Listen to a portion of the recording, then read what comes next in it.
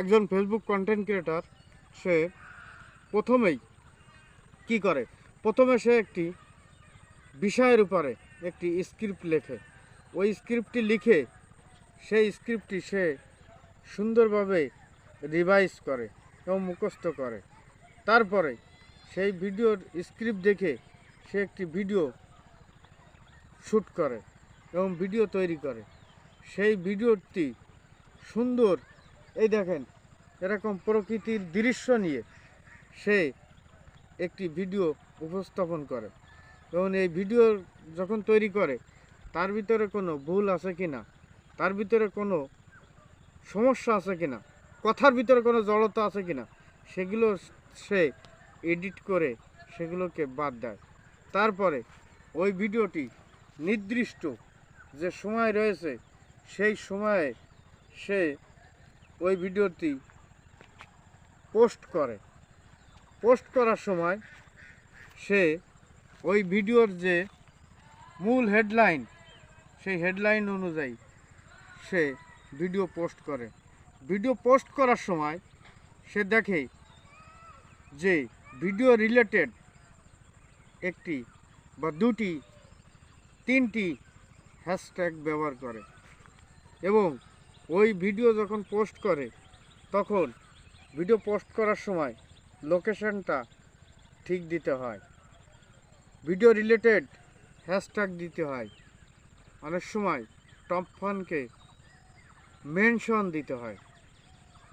প্রিয় বন্ধুরা, আপনাদেরকে আরও বলবো।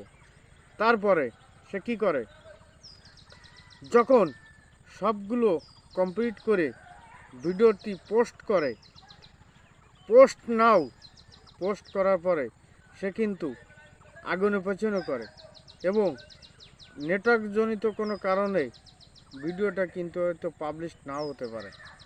তারপরেও সে বারবার ওটাকে চেক করে। চেক করে দেখার পরেই যখন দেখে যে ভিডিওটি পোস্ট হয়েছে, কিছু সময় পর পর সে ওই ভিডিওটি দেখে কে কমেন্ট করেছে, কে ওখানে এই ভিডিওটি দেখেছে এবং যে কমেন্ট করেছে সে ওই ভিডিওটি সুন্দরভাবে তার রিপ্লে কমেন্ট করে এবং রিঅ্যাক্ট দেয়। যে ভিডিও দেখেছে তাকে খুশি করার জন্য অনেক সময় লাভ রিঅ্যাক্ট দিতে হয়। তাই বলবো, সে ছোট্ট একটি বাচ্চা, তাকে যেমন ছোট থেকে তৈরি করে বড় তৈরি করা হয় বা সে যখন বড় হয় তখন সে পরিপক্ক হয়, ঠিক একজন কন্টেন্ট ক্রিয়েশন সে কেমনভাবে একটি ভিডিও উপস্থাপন করে এবং আমরা কেমনভাবে সেই ভিডিওটি দেখতে পারি সেটি আপনাদেরকে আজকে দেখালাম এবং বললাম। তারপর আপনাদের বলবো, প্রিয় ভাই ও বোনেরা, আপনারা কেউ কোনো সময় অধৈর্য হবেন না। ফেসবুকে কিন্তু ধৈর্য না থাকলে সে কিন্তু ফেসবুকে সফল হতে পারে না।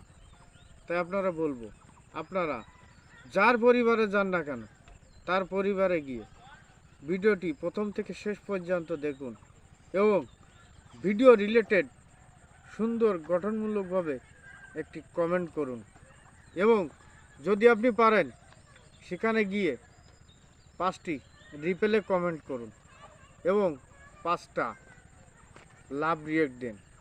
তাহলে দেখবেন আপনার পেজের রিচ এঙ্গেজমেন্ট বেড়ে গেছে। করবেন। ফেসবুক জিন্দাবাদ।